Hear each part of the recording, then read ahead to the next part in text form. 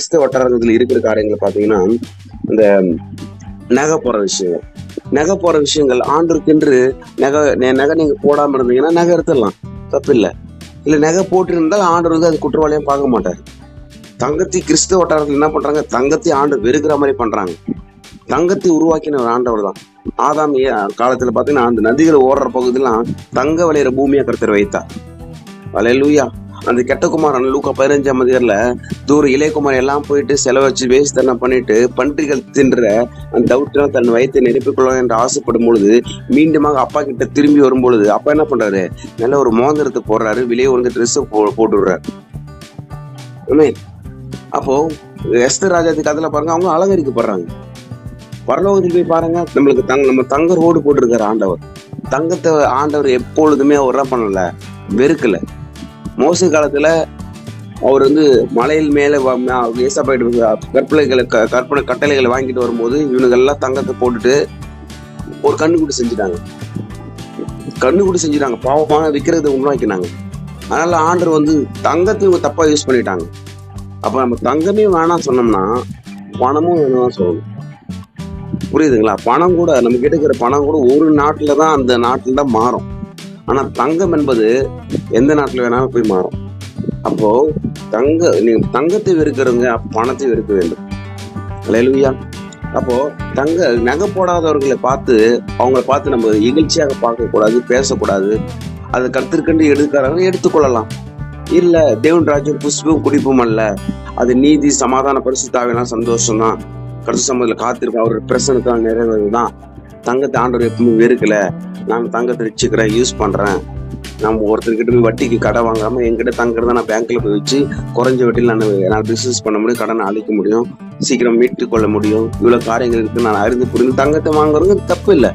அதே மாதிரி தங்கத்தை போடாதவங்களை பார்த்து மகிழ்ச்சியா பண்ணக்கூடாது. அதனால வேதம் சொல்லுகிறது, தேவனுடைய ராஜ்யம் அது எந்த ட்ரெஸ் போடுவது மாத்திரம் கிடையாது, எந்த சாப்பாடு சாப்பிடுவது மாத்திரம் கிடையாது, நம்ம தங்கத்தை போடுறோமா போடலாம் அது மாத்திரம் கிடையாது.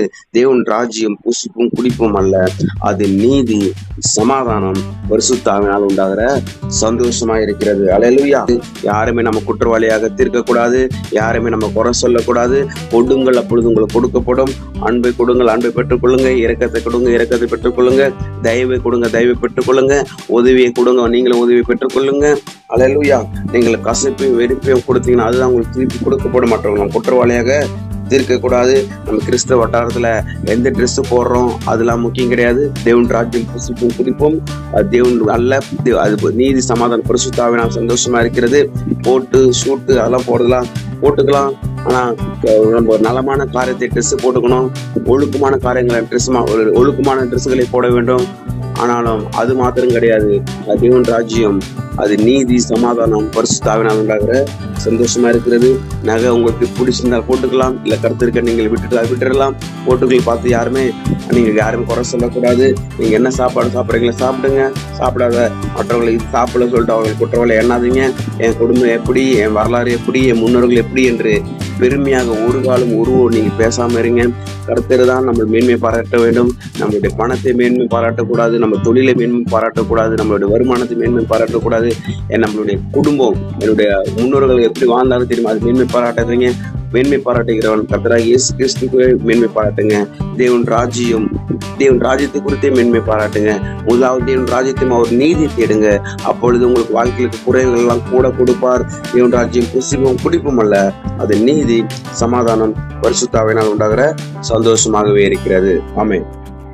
தகப்படி நாட்களில நாங்கள் கேட்ட வசந்தப்படி நாங்கள் இருக்க மற்றவர்கள் குற்றவாளியாக நாங்கள் தீர்க்காதபடிக்கு உங்களுடைய பிரசனத்தினால் ஒவ்வொரு களி கூட கற்று கிருபை செய்யும்படியாக ஜெபிக்கிறேன். நாட்கள் எங்களுக்கு யாரெல்லாம் பிசாசின் பிடியிலிருந்தும் கொள்ளை வியாதிருந்தும் கேன்சர் வியாதி இந்த மருத்துவ எழுப்ப சித்தமா இருக்கிறீரோ எங்களுக்கு எங்களை பயன்படுத்தும்படியாக ஜெபிக்கிறோம். ஆமென்.